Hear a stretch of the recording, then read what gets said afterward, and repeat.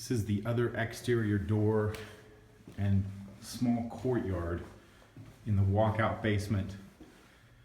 Has a security gate here that goes out to the walk that we were just on. This is the storage area that's dirt floor, enclosed but not heated. A lot of space up there. You can see the exterior of the foundation. This is also the boiler room. And well water storage.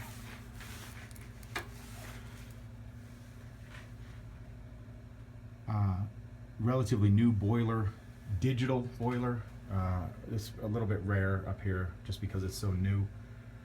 Those are all your zones. Water storage for the well and the hot water heat. One of the better systems I've seen.